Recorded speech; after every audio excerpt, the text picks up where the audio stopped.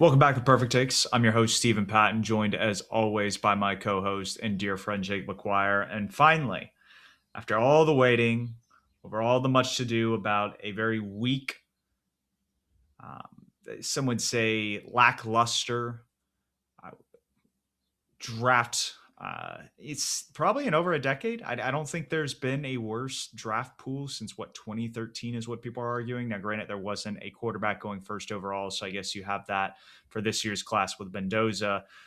Do you agree and concur with kind of the national hype around this draft and how it's kind of barren at the top end of it? Yeah, it stinks, right? And that if you're a draft fan, that's not super fun to hear. But when I think about, at least in the NBA, the drafts that I look back upon and people talk about, oh, these drafts stunk. You think about 2020. Oh, this isn't a good draft, and you got Anthony Edwards, Lamelo Ball, Tyrese Halliburton out of that one. Just last year, outside of Cooper Flag and Dylan Harper, it was said to be a bad class, but you have Con Knipple, who's really good. VJ Edgecombe, who's really good. So hopefully, some diamonds in the rough outside of the top guys can prove that they deserve to be drafted and deserve to be drafted in round one.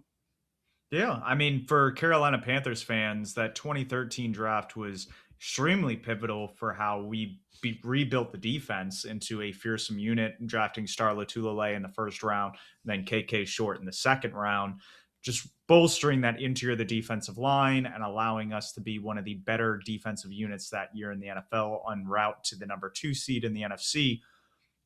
If you go into this draft, it does seem like there is a lot of at least offensive tackle depth very early on. You have a deep cornerback class, a deep linebacker class. We've talked about some of this with the offense and defensive prospects for the Carolina Panthers to kind of keep their eyes on. But in today's exercise, we're going to be using Stick to the Model.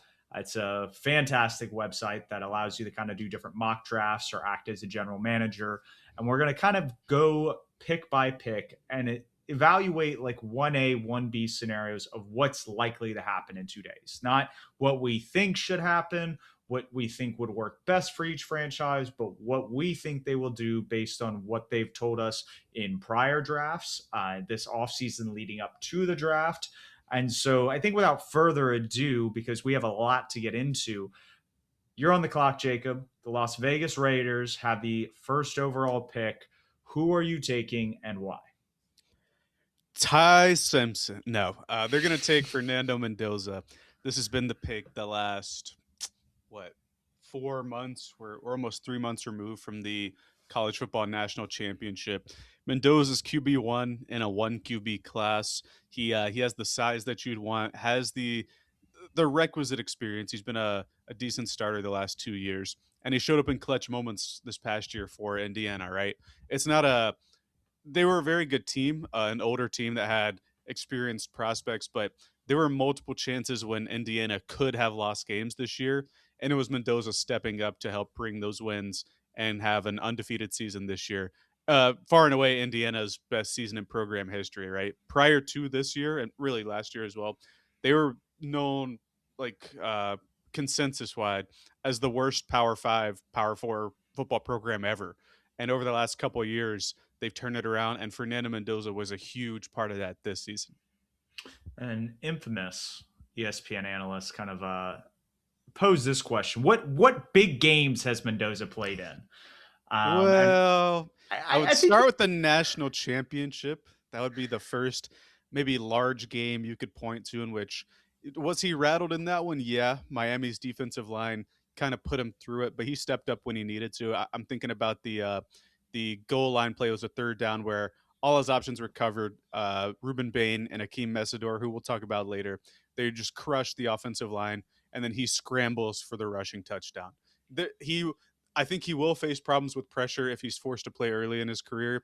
But luckily, the Raiders just signed Kirk Cousins, and I do think he's going to play at least a couple games to get Mendoza ready for the league. I'm always a fan of sitting your quarterback and letting them, if you're able to, letting them learn from the sideline for a handful of games before you throw them in there. But I think Mendoza is far and away the best option at quarterback, and the Raiders really need a franchise quarterback. I think Fernando Mendoza is the pick. This is probably the only certain thing in this year's draft, which is kind of crazy to think about. But a lot of times, if you're a quarterback needy team and there's a good quarterback that's worth taking with the first overall pick, that's kind of how everything falls into place. And so going to pick two, I think that's where things start to get spicy. They have a new general manager who comes from the Denver Broncos. So when you look at kind of how they've built their team in recent years, especially at the edge rusher position, you look at a guy like Nick Bonito, and it's very easy to make some comparisons to a guy like David Bailey coming out of Texas Tech, who is a ferocious pass rusher, can get after the quarterback, especially from a wide nine alignment. Is he the pick, or is the kid out of Arvell Reese, or the kid out of Ohio State, Arvell Reese, the guy at two? And what I want to pose to you about bringing Arvell Reese to the stage with David Bailey is that this is a guy that is getting comped to be able to go from like a full-time like outside linebacker, off-ball linebacker kind of scenario to a guy that can potentially put his hand in the dirt and rush the passer, like close to all three downs. I know a lot of people are like saying, hey, the versatility, him potentially being a chess piece, all these fun niche sayings. For me, Jacob, is he closer? Like, this is the question I have for you: is he closer to a guy like Abdul Carter that we saw come out of last year's draft, where he did make that transition, he did play a little bit more full time edge. You could see that going to the NFL, and he had a really impressive rookie season in terms of the pressure numbers. Or is he closer to a guy like Jalen Walker? They came out of Georgia that everybody was hyping up to be this like hybrid prospect that, hey, he can play off ball linebacker and then he can get after the quarterback, and his bend and his ability is very similar to like a Micah Parsons. I would agree that Abdul Carter is the pass rusher and Jalen Walker is this hybrid, like we don't know what he is prospect. Where's Arvell Reese on that spectrum? Is he a chess piece or is he a Swiss Army knife? I think is the question you're looking to ask here. My thing about Arvell Reese is, and I wrote it down when I was watching him on one of the, I guess you can put it as his negatives. He very clearly played on the best defense in college football this year. We'll talk about a couple of his teammates here in a few minutes. And because of that, on a lot of his pass rush attempts or pass rush plays, I wrote down, for a lack of a better term, he just tries stuff and gets away with it a lot of times as a pass rusher because Sonny Styles can clean up the misses, because Caleb Downs will perfect everything else on this defense, or Caden McDonald will pressure the interior. I think Arvell Reese is a very good player. Right now, I think he's probably closer to Jalen Walker. But when you look at Jalen Walker, Atlanta played him as an edge rusher for the majority of the season. And I think he had 6 or 7 sacks this year. He wasn't a bad player whatsoever. So I think Reese is more, he has the frame to adapt and eventually become an edge rusher. I don't think that he's going to hit the ground running as a convert like Micah Parsons was. You got to remember Parsons also played edge rusher in high school, so he was used to it. I think we always try to chase the next Micah Parsons, but it's very, very hard to do. With all that in mind, you brought up the general manager of the Jets and how he comes from the Denver Broncos, and there's a guy staring at him that looks kind of like Nick Bonito if you squint. And I think with all the stuff we've heard over the last, let's say, 5+ days, David Bailey is leaning towards the favorite at this point. And I think that for a team that wants an established player, I think they're going to go David Bailey. And I know that Reese is probably the higher upside swing, but I think Bailey right now is probably going to be the best come in and get pressure and get sacks edge rusher in this class. And I think that's what Aaron Glenn and that staff is going to prefer. I don't know about the like what the future for Aaron Glenn is as a head coach down the line, but I think this year, if they want somebody that's going to affect the quarterback, Bailey I think has a better chance to do so compared to Reese, who 4 years from now could be the better player. But I think Bailey right now is going to be that guy. We got to remember Bailey was second in pressures in college football last season. He had 2 less than Ruben Bain on about 200 less pass rush snaps. So incredibly productive, and I think he can step in and be somebody who chases the quarterback pretty early. I think it's interesting because you bring up all of Arvell Reese's teammates, and I think at least from some evaluators that were watching Ohio State is that a lot of people argued Arvell Reese was probably the guy flying around the ball the most, even though you do bring up Sony Styles and Caleb Downs, who could be argued are better at their position than this hybrid role that we see Arvell Reese playing in the Ohio State defense. But you can't not say that about, I think, David Bailey. I mean, he's playing opposite a guy in Romello Heights. You have Lee Hunter taking up the middle. You have Jacob Rodriguez at linebacker. You had some pretty ferocious guys running around the ball helping you out. And when you also consider like the 3-down versatility, while there's a lot to question with Arvell Reese's pass rush bag and how that will kind of translate at the next level, that is a guy who does not struggle in the run like a guy like David Bailey does. And so I think what's interesting is, though, even though Darren Moogie, the general manager for the Jets, was part of drafting Nick Bonito and extending Nick Bonito, like, is that a direction you want to go when he's a liability in the run game, or could be a liability those first couple of years? So I get the immediate, like, you jump off the boat kind of situation, and your immediate impact is as a pass rusher on these third and medium, third and long situations. But I think just not having somebody that's versatile or could be on the field all 3 downs at pick number 2 seems a little rich. So I will defer to you as our draft expert here and say the pick is David Bailey because of the Nick Bonito kind of comparisons. But I do think Arvell Reese lends himself as a more complete prospect, even though his role is a little bit more murkier, I think, in projecting. I think more complete might not be the right way to phrase it. I think you're projecting Reese to be more complete.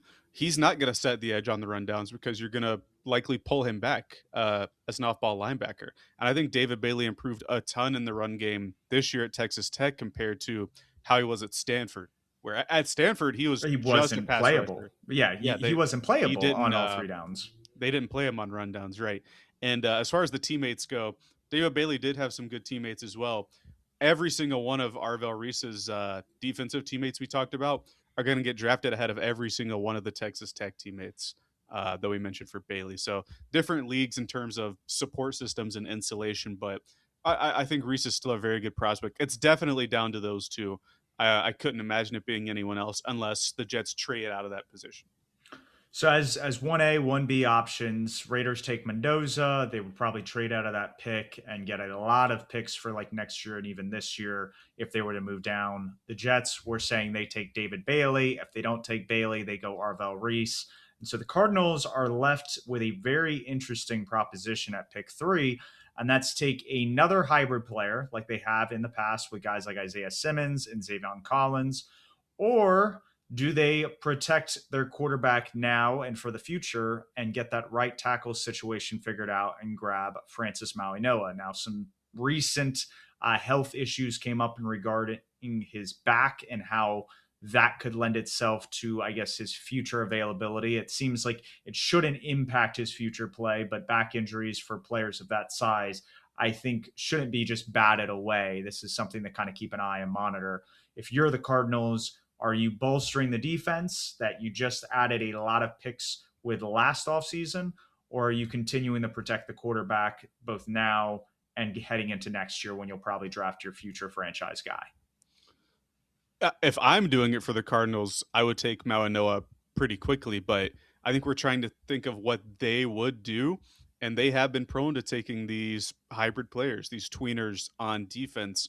I think you brought up a good point, though. They've invested so much on the defense recently, both with the draft and free agency, that I really think that they're going to go towards building their O line for the future, or even this year, right? Because Jacoby Brissett and Gardner Minshew aren't necessarily young, healthy players, right? I think Minshew injured himself at the end of the season as well when he had to step in for Patrick Mahomes. So even if it's just for the bridge QBs or for the eventual rookie or the pick next year, I think Arizona is going to look to bolster, like bookend their offensive line, similar to what the Saints did last year, right? They had Talize Fuanga from 2 years ago. They take Kelvin Banks in the first round and have their 2 tackles. I think Paris Johnson, who just got his 5th-year option picked up, and Francis Mauigoa are going to be the bookend tackles for Arizona for the future. Sounds good. So Francis Mauigoa is at 3. Option B would have been Arvell Reese. So Arvell Reese's slide begins in this mock draft of what we think will happen on Thursday. Now the Tennessee Titans, they're on the clock, and they've made some interesting decisions this past offseason, bringing in Brian Dable as their offensive coordinator. You have Robert Saleh as their head coach. They bring in a lot of Giants and even trade for Jets players, which those teams haven't necessarily been the standard for excellence. So when you're pulling from those guys, you know that they're just pulling these guys for locker room purposes or to instill a culture within Tennessee. Do you think that lends itself to them drafting a guy like Jeremiyah Love, who I think would be the starter over a guy like Tajay Spears? And I think Tony Pollard is also on their roster. I think he was the main workhorse back last year. So you have that situation going on, or you can continue to build the defense for Robert Sala and draft a guy Ruben Bain here. We still have Arvell Reese on the board, but I think if we were to look at just how the defense would want to be structured, I think Robert Saleh likes some of these bigger defensive linemen and might like Ruben Bain. What do you think they do at pick number 4? So this one's tough, right? Because I think Reese is the number one player on a lot of people's boards. It is on this consensus board here as well. But you mentioned that he doesn't necessarily fit a Robert Saleh defense, right? Who plays a lot of even front with larger defensive ends.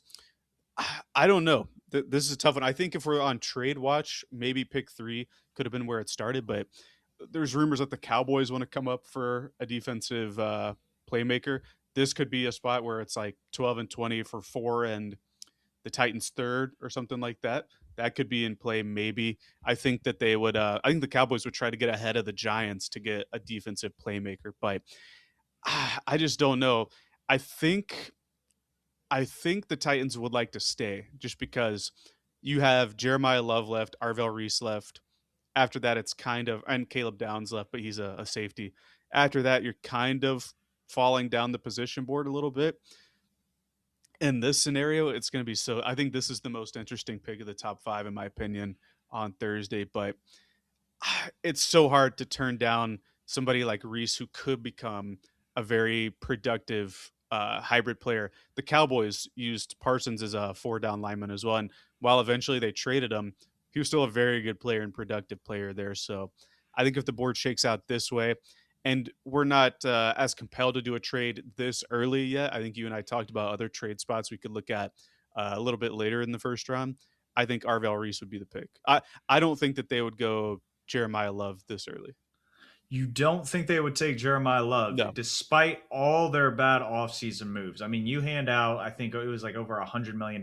No, maybe it was under, but a lot of money for a guy like Wandale Robinson and some of these other just castaway guys that hit free agency for a number of reasons. They don't sign running backs like the Saints and the Chiefs did in free agency.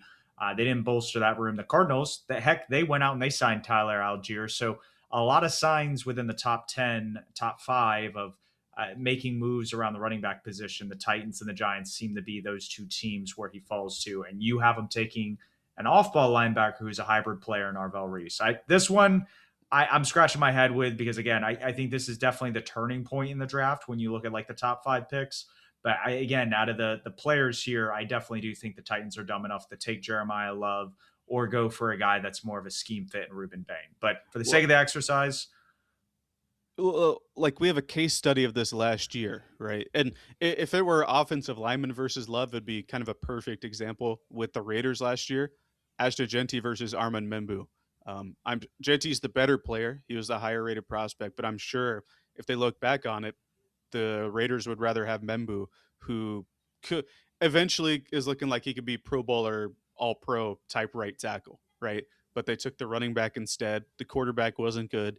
The O line just couldn't block in general, and it was a bit of a wasted pick. And the Titans' offensive line, I don't think it's as catastrophic as the Raiders' O line was last year. But if the line isn't holding up, Cam Ward doesn't take the next step, that could be a wasted pick there for the Tennessee Titans. I will say, however, if it were down to Reese versus offensive player, I think they'd look for receiver over running back just so you could give Cam Ward a real number 1 target. But I think at this point, Reese, I find it hard that Reese is going to slide down super far. Oh, I would doubt he makes it past 6. Like, I think at that point, the Browns could easily trade out of that spot for a guy that a lot of people see as a rising potential superstar. We'll see if that ends up being the case. But you have Arvell Reese going here at 4. Robert Sala figure out how to work him into the scheme. And we'll see if that pick pays off moving forward. But currently, the Giants are on the clock.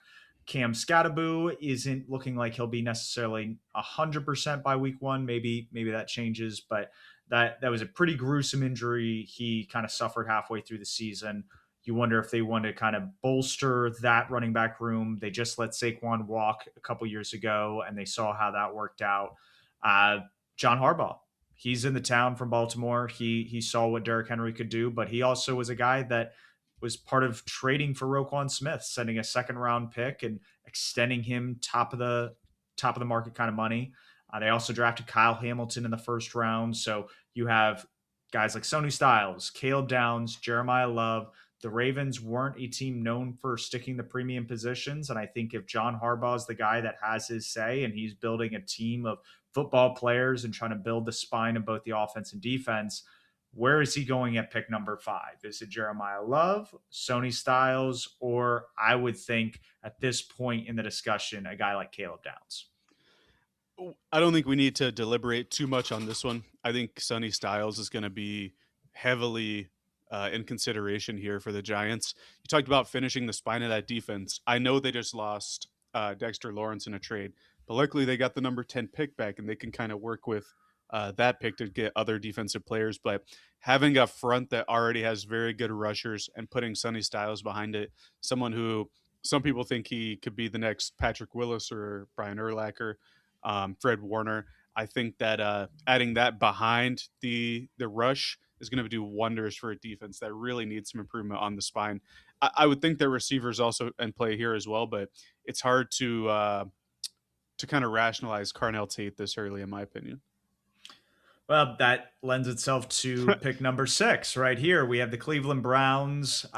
We've seen 2 Ohio State players already go the past 2 picks in Arvell Reese, Sony Styles. With the Browns, are they taking Carnell Tate? Are they taking the best offensive lineman potentially on the board at Spencer Fanu? Are they trading down? Is there a surprise pick that you see out of those 3 options that sounds a little bit better than what I've offered you on the table here at pick number 6? So here's where it's not hard to see Carnell Tate going, right? Outside of Harold Fannin, name one receiver you trust on that squad. Trust is, I think, the key word there because I And think Jerry Judy was paid money, but I don't think he's been worth anything. He's proven Steve Smith correct in regards to that feud that was going on a couple years ago. But outside of that, they have the one Tennessee Volunteers wide receiver Cedric Tillman on the roster, and I think a few other guys that really haven't really made a name for themselves. if there's anything I could do to describe Carnell Tate, it would be the QB will trust him, right? Really good hands, makes good catches. Julian Sayin, Ohio State's QB, not the greatest with ball placement last year, but Tate was still able to wrangle a lot of catches, especially downfield. If they're going to play Deshaun Watson, Shador Sanders, Dylan Gabriel, or somebody else this year, I think they're going to add somebody that they can actually throw to and get completions. So I think Carnell Tate is heavily in play here if he's still on the board. So we have Carnell Tate gone at 6. If they don't want to take Carnell Tate, they feel like that's too rich. Is that where then you reevaluate? Okay, we take best offensive lineman, see where he fits across the O line that they're kind of rebuilding, or do they Yes, try to trade back? a trade back could be there. The Cowboys trade up is always kind of pushed into that sixth spot right there. But the way I think about it is, would you rather have somebody you know will be the first receiver off the board and a tackle later in a group where you could have maybe Monroe Freeling, Caden Proctor, Maxiana Chor, like Caleb Lomo, a bunch of tackles that you have faith in? Or would you rather take maybe Spencer Fano at this point and then be looking at Omar Cooper, Casey Concepcion, Denzel Boston later? I prefer the first option where I'm getting Carnell Tate and then a tackle I trust, but maybe the Browns see it differently. You got to think about Todd Monken. He comes from the Baltimore school where they don't necessarily prioritize tackles early. They kind of do what they want in the draft, and I think what Todd Monken wants is to get weapons because throughout his career, he's been an offensive coordinator. He was at Georgia when Georgia had a ton of weapons. So I think getting Carnell Tate fits there. And then Washington, I think this is where if there's a slide at all on draft night, I think the Jeremiyah Love, slide stops here. Uh, Jaden Daniels healthy with Jeremiyah Love, incredibly explosive backfield there. It would be very hard for me if I'm Washington to turn this down. I know that they probably need receiver help as well, but at this point, you're looking at Jordan Tyson, who has the injury concerns, and Makai Lemon, not really an explosive player. And the one thing that Washington's lacked the last 2 years is juice and explosive ability. And Jeremiyah Love is probably the most, or brings the most of that to the league this year in terms of, or the draft this year in terms of offensive weapons. He's also a really good pass catcher, right? So he can be a guy that when Jaden Daniels is scrambling to throw, that can leak out and be a pass catcher, get some chunk yards down the field. So I think that Jeremiyah Love is almost a perfect fit for this team. Out of all the early teams, Washington's the one team I look at and say, I think Jeremiyah Love works there. Their offensive line is mostly in place, right? So this isn't a Las Vegas situation with Ashton Genty, or at least you would hope that it's not. And I think that if you can add Love and have Jaden Daniels back healthy, Washington's offense can be potent enough to compete in the division after they kind of bolster their defense in free agency. I think there's still questions there, but they can address that in the later rounds. So you would have the Commanders, who are still rebuilding on the defensive side, take a guy in Jeremiyah Love over a Reuben Bain.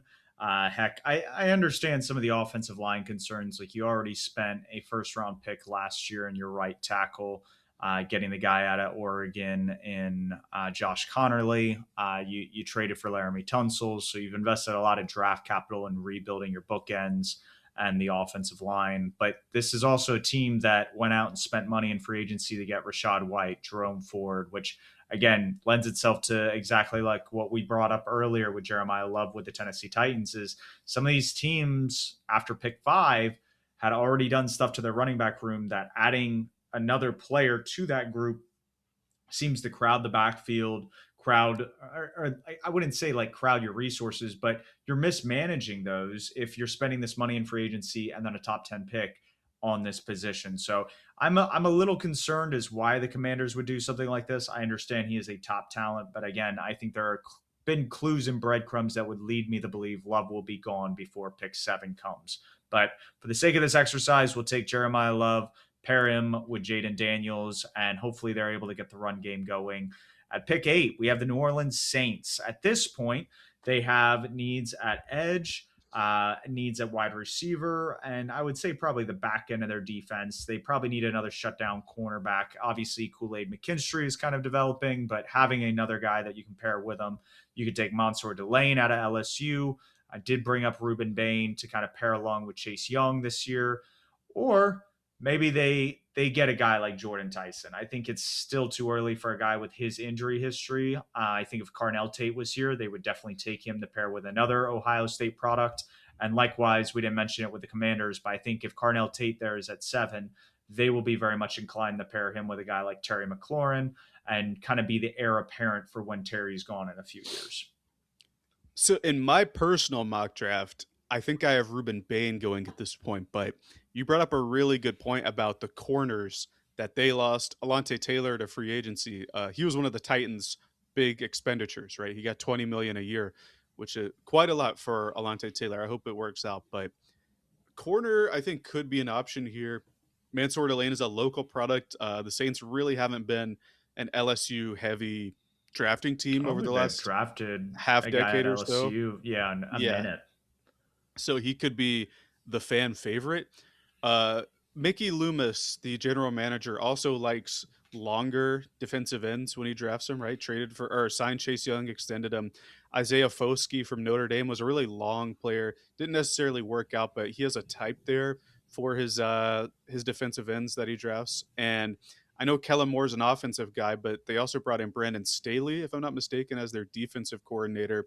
And he, as a head coach, questionable, but as a DC, makes some stuff happen.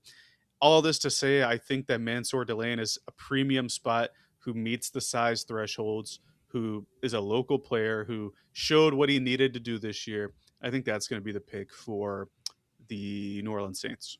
Okay. Well, pick 9. Ruben Bain is still on the board if you want to pair him with Chris Jones and George Karlaftis on that defensive line that has, I guess, struggled to just generate pressure rushing for.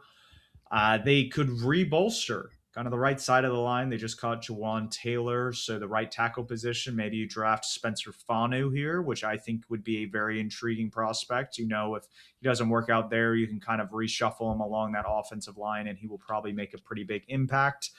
You could just go straight and get an offensive tackle that has your inkling or has surprised you in terms of measurables. So I know a lot of people have brought up names like Monroe Freeling or Caden Proctor as being good offensive tackle options. But I think for the sake of this exercise, it should be Ruben Bain, Spencer Fanu, and I'll throw one more out simply because he's on the board. And they were a team that took Eric Berry, I think 5th overall in a draft almost like 10 years ago. Do they go Caleb Downs? And do they kind of bolster that back into their defense with losing a Brian Cook this past year in free agency? So what are your take on kind of the few options they have here at 9? They need a lot. To be clear, this is a team that did not win the division, ultimately missed the playoffs because Patrick Mahomes was injured. And I think when you're a team that needs a lot, and especially as a team that should be contending, you got to tackle the premium spots, especially with a top 10 pick. So I'm looking at Ruben Bain or a tackle at this point, and they spent so much on that offensive line recently that I think a guy like Ruben Bain, who could be the edge one you're looking for. I know George Karlaftis really hasn't panned out for that. Felix and Udike Uzoma hasn't worked out whatsoever when they drafted him a couple years ago now. And I think Ruben Bain falling this far, this would kind of be where he stops just because incredible motor, good bat, like pass rush bag. I know the arms are shorter, but I think he can overcome it with his power and ability. So I think Bain would be the pick here. Interesting. I get your point about investments on the offensive line, but this is a team that traded Joe Tooney. They just cut Jawan Taylor. They clearly are not the same offensive line group that we've known them the past few years. So while they have taken Josh Simmons last year, while they have paid blanking out on the right guard who kind of Trey Smith. There we go. And obviously Creed Humphrey in the middle and Kingsley Sumateo as their left guard. But they paid Jalon Moore in free agency 2 years ago as well. It was a cheap contract. It's cheap in a vacuum. For him, it was not a cheap contract. Based on the amount of games he played, it was definitely a projection. But in terms of like the tackle market, it was a relatively just middle of the pack kind of deal. So I'm not going to chalk up the Jalon Moore investment. I will chalk up, hey, Josh Simmons, you paying Trey Smith top of the market, like those kind of things signal to me like, hey, this is premium capital or premium investment in a position. But Giants are back on the clock at 10. We talked about how they took Sony Styles. If you want to continue the build along the spine of their defense, Jeremiyah Love is not on the clock anymore, but Caleb Downs is. Is this pretty chalky at this point? Is this what ends the fall for Caleb Downs, or do you see him kind of falling to the Dallas Cowboys at pick 12? Prior to the trade over the weekend, I thought maybe Cincy would let him get past him, but I think the Giants are just going to pair the two OSU players together if they're on the board and really just make that defense a strength of the team. So, pick 11, Miami Dolphins. Now they have front office people that come from the Green Bay Packers. The way they would do things is they would typically draft either project defensive players that had a ton of upside. A guy that I think would fit in this range, I think it's still a little early, would be a guy like Kedrick Folk. And then if you look at, I believe, the offensive side of the ball, you still have Spencer Fanu available. But I think Vega Ione really completes the interior of their offensive line. They have Aaron Brewer. They just drafted Jonas Sevavania. No, I probably just butchered his name, but he's a big left guard. And so when you pair those two together, I think they would be able to kind of power run a lot of teams. And you talk about building around Devon Achane and Malik Willis. I think he completes kind of what you're trying to build in the trenches here. What do you think the direction is? Do you think they go defense, taking a kind of project player that you're projecting to get better and play like edge one at some point? Or do you think that they'll kind of bolster the offensive line? So I've been kind of staring at this pick the last week or so and looking at that roster and saying, all right, of course they're going to need offensive linemen, but that defensive line really doesn't have like a large edge rusher at all. They have Chop Robinson, who's on the smaller side, who's when he's been on the field, he's been a decent designated pass rusher. But they lost Jalen Phillips and Bradley Chubb over a calendar year, both of whom are larger edge rushers. So this whole time, Keldrick Falk's been calling my name to the Dolphins, especially when you consider their new general manager is a Green Bay Packers guy. Like you said, project longer defenders like Lucas Van Ness a few years ago. Their head coach, Jeff Hafley, comes from the Packers, obviously, who is their defensive coordinator. So Keldrick Falk's really, really appealing at this point. But that offensive line is terrible. And if they want to make the Malik Willis investment pay off even a little bit, I think they have to address the O line first and foremost, even before the receivers. Spencer Fano is still on the board. Austin Jackson still somehow is their right tackle. So I think Fano, even if you don't think he can be a plus right tackle early, he can come in and be a guard. That's what a lot of people are projecting him to be. But I think at this point, a versatile offensive lineman who can give you work at multiple positions should be the pick, especially for a team that invested quite a lot of money in a free agent quarterback. Spencer Fanu is the pick at 11, which then brings us to the first Dallas Cowboys pick. Do they build the defense out, or do they just take best available player? And what I mean by that is you still have some of the top wide receivers on the board. Again, a guy like Kenyon Sadiq is probably going to be start to be mentioned among analysts on the broadcast here in a couple days. Or do you turn your attention to the defense and take arguably the best cornerback left on the board and a Jermod McCoy? Or does the recent news about his health concerns regarding his knee kind of dissuade you from there? I know some people have brought up Dylan Thieneman being drafted here, but I still think it's a little rich to see the second cornerback, or not second cornerback, but the second safety go off the board before a lot of other positions have been taken. I just talked up Keldrick Falk so much with Miami, and now that Dallas is on the clock, he kind of makes sense. He's like the pass rush is gonna be like a bit of an investment, right? You're gonna have to make that pay off, but their interior or defensive line is already so good at rushing the passer. I think having somebody who's excellent versus the run, who is the youngest player in this entire draft class already, and someone that you can give a wide runway to while being an early down run defender that has some explosion to his game, I think fits pretty well with Dallas. We know that they like to invest in the trenches more so than anything else early, and I know that receiver has also been talked about. They also just paid they tagged Pickens and have paid CeeDee Lamb. I kind of like Keldrick Falk here for Dallas because I think after the first three edge rushers, he's kind of in a group of his own. And then at pick 20, would you rather have, let's say, the first B edge rusher or be picking from a lot of C minus edge rushers at pick 20? I think Falk is the direction they ultimately go in here. For me, the Cowboys addressed, I think it was last year's draft class, grabbing Donovan Ezeruko out of Mhm. Boston College to kind of give you like a speed rusher off the outside. And I think this is a good complementary edge rusher. I think at the end of the day, it's not Will McClay. Is it Mike McClay? Who's their It is talent it is about? Will McClay. It is Will McClay. So Will McClay, he's done a phenomenal job at evaluating talent in the first round. They took Tyler Booker last year, then they went kind of edge rusher in the second round. I think they understand that the edge rushing room and talent in this class, it's kind of choose your own flavor and it's very deep. So it's one of those that I feel like they can go back to that well a little bit later on and feel like they find a guy that meets what they're looking for.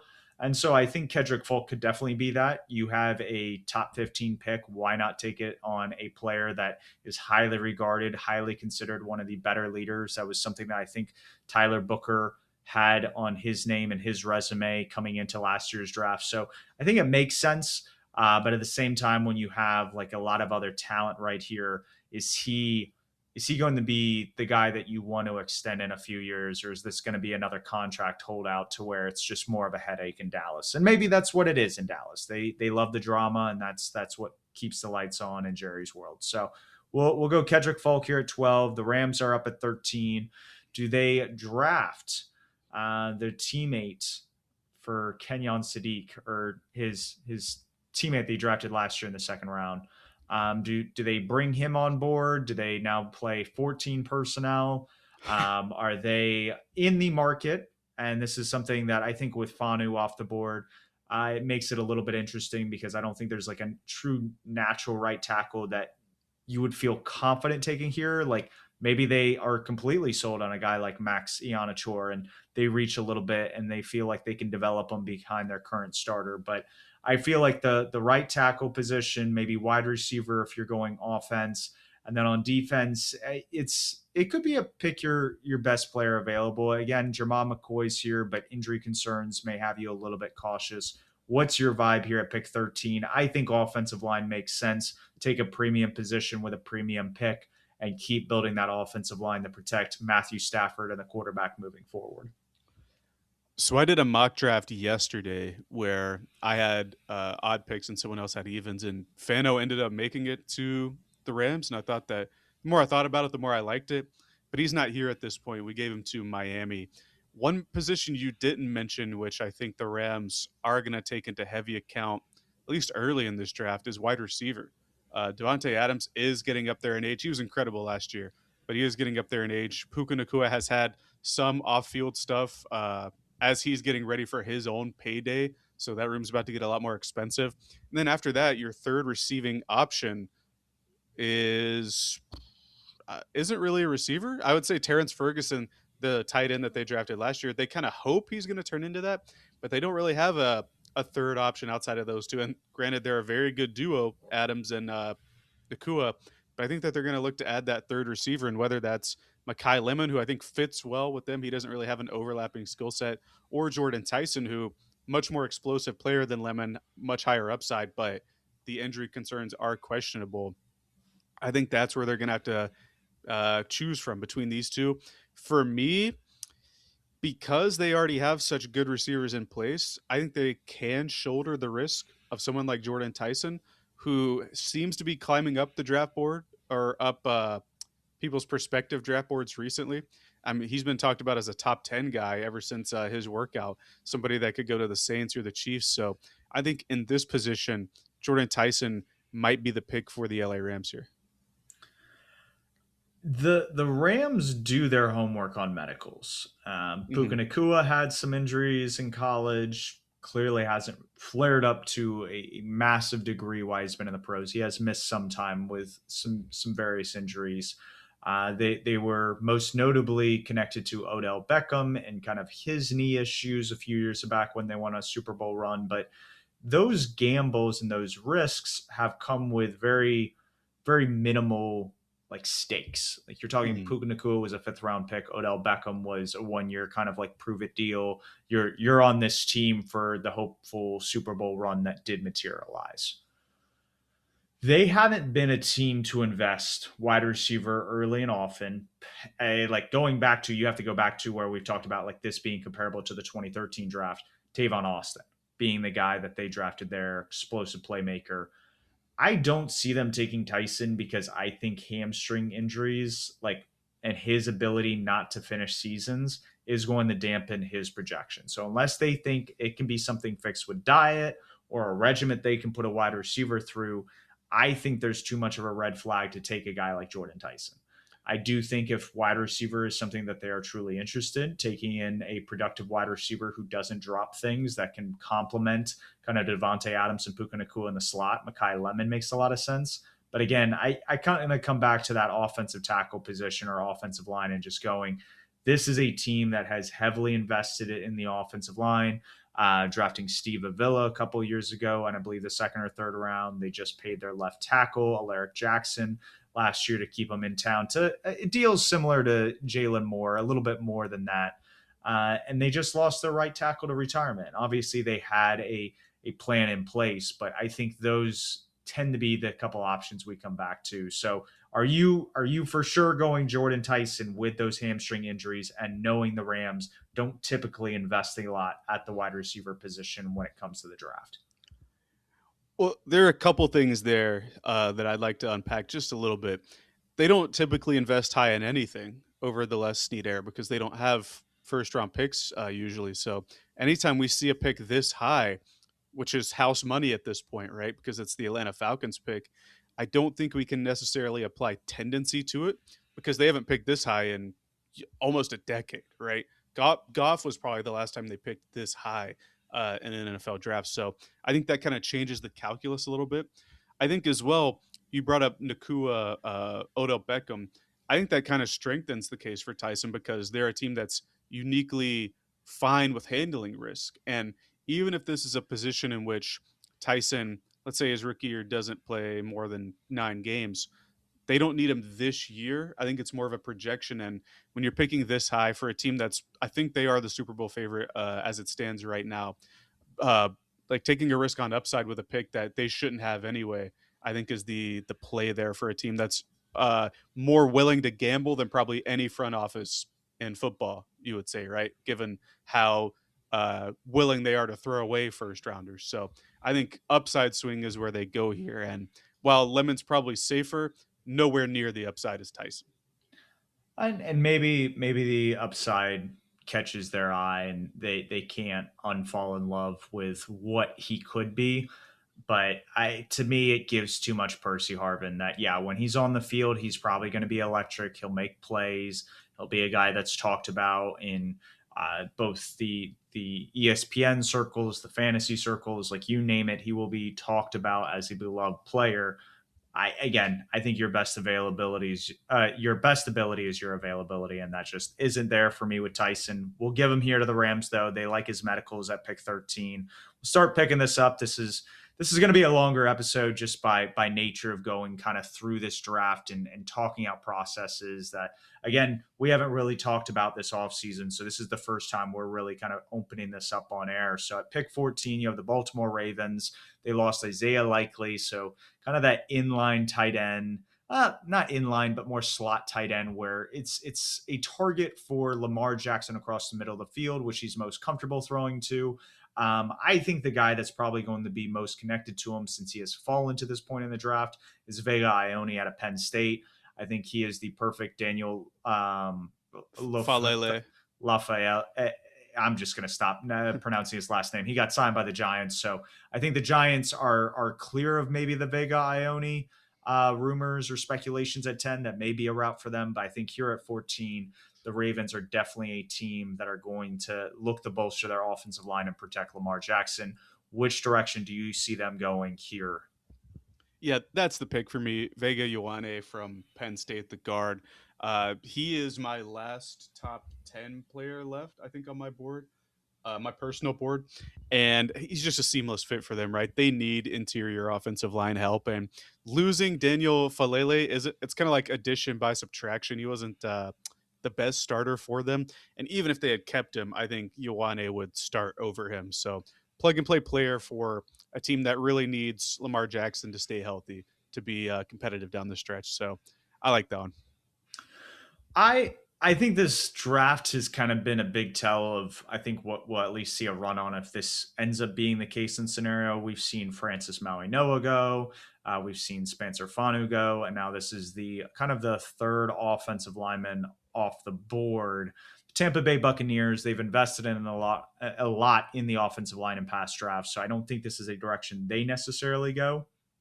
But I think they were connected to Kedrick Folk, even though that may not make sense with the timeline. With the coaching regime, I don't think Jason Light is in fear of losing his job. This is a guy that's built a Super Bowl roster, has staying power, has built and drafted a lot of talent for Tampa Bay. So I think Kedrick Folk makes a lot of sense. But he was also around when they drafted a very uber athletic tight end out of Alabama. Do you see them going the same route with Kenyon Sadiq? So like the Ravens, they took a chance several years ago on a tight end in the first round. Didn't work out with Hayden Hurst, their I think third or fourth round tight end that year. Mark Andrews ended up being the more impact player. OJ Howard, the guy that I was just referring to with the Tampa Bay Buccaneers, he never really amounted to anything in his career. Are drafting these uber athletic tight ends really the move? Are some of the recent trends we're seeing with a Colston Loveland, a Brock Bowers, is that something he can kind of be in with a system? And again, the Bucks just extended Kate Otten. So what is there really like need or usage for a guy like Sadiq if that's the direction they want to go. They could also go cornerback here.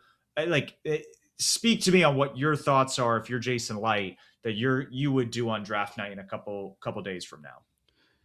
Well, he kind of does what people don't really expect. We thought last year that the Emeka Ibuka pick was kind of weird, right? It didn't really make sense, and Ibuka was for like half the season was the offensive rookie of the year leader. Now he's going to be one of the featured players because Mike Evans is gone because Chris Godwin can never finish the season, right? So I think Jason Light likes to draft ahead.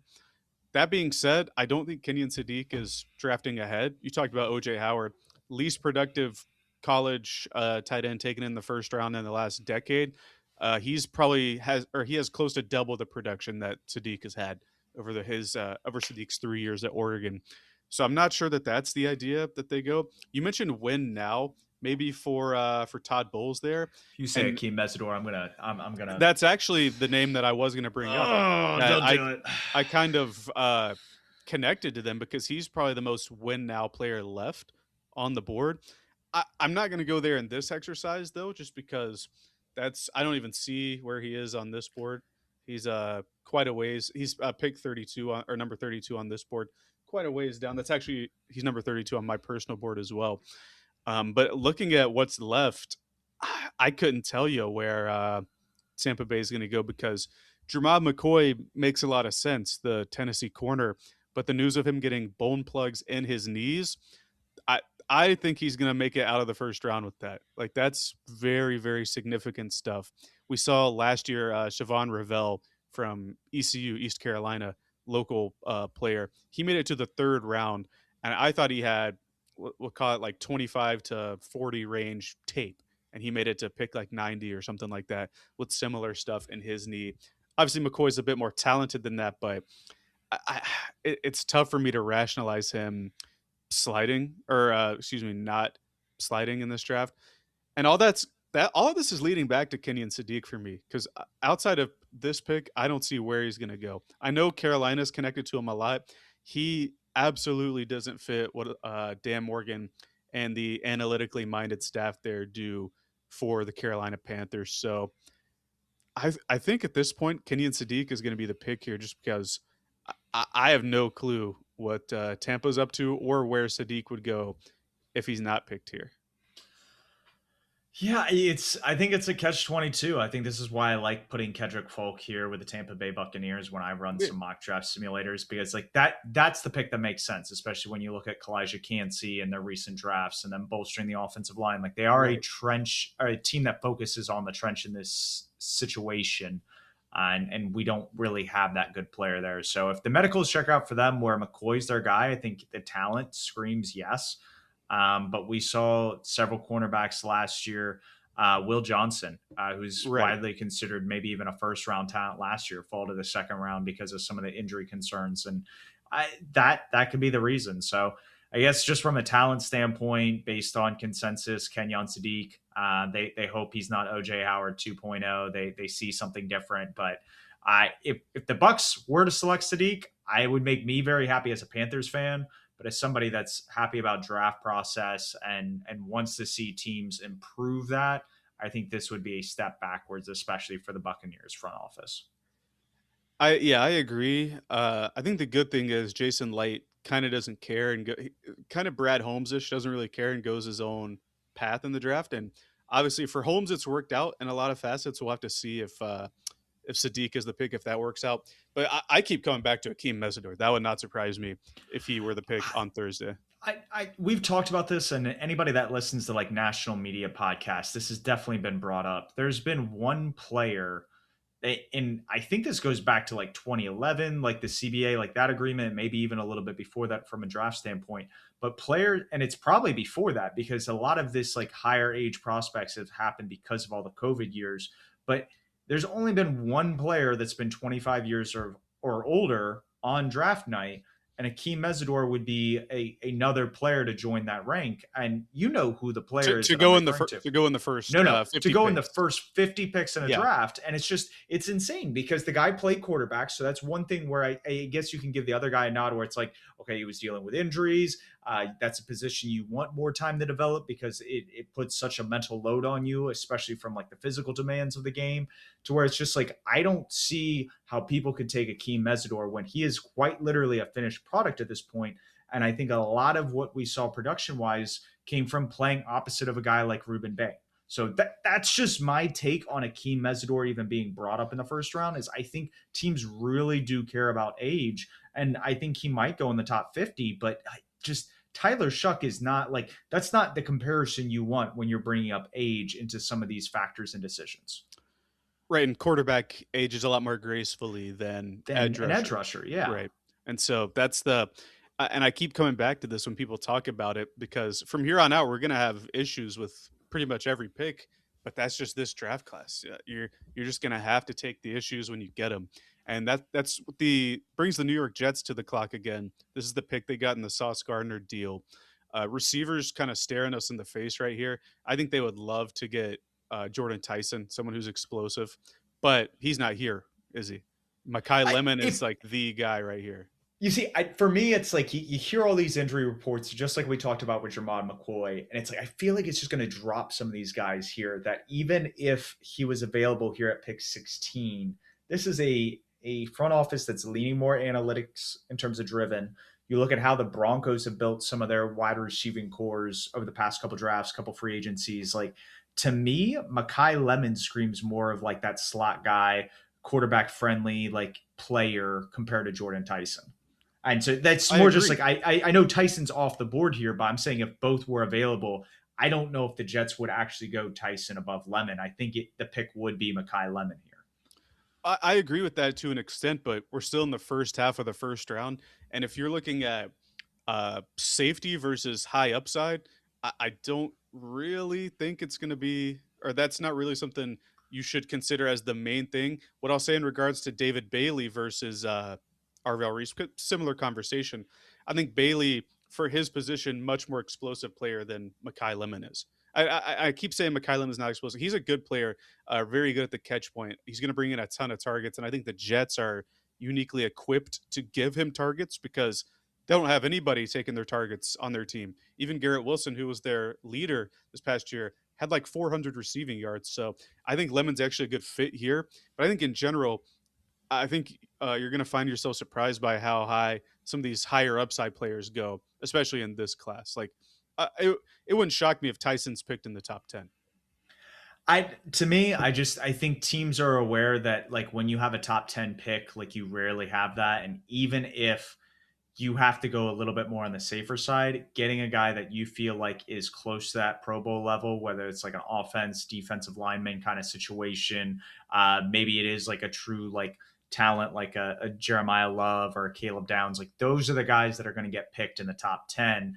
I think Tyson's injuries will push him down in this draft, even with all the like, hey, this isn't a great class in terms of talent, because it's like it comes back to the fact that you want this guy playing for you. It goes back to that David Bailey conversation. Like if you're going to pick a guy at number 2, you got to feel comfortable having him out on other downs besides third and long or third and medium. So it goes into the calculus and the calculations for these teams. But to kind of keep on the flow, we have the Detroit Lions. There's talks of them moving Penny Sewell to left tackle. And we do have the Jets taking Makai Lemon here. So that will pair with Garrett Wilson. Hopefully he'll be the Amon-Ra St. Brown. Aaron Glenn was with the Lions beforehand. Like hopefully he can be that in the Jets offense this year with Geno Smith. But Detroit Lions, pick 17, right after the Jets.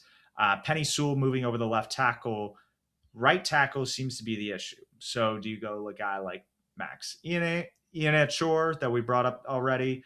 Do you go a guy like Blake Miller, who kind of gives some Taylor Decker vibes, and keep Penny Sewell at right tackle and place him here?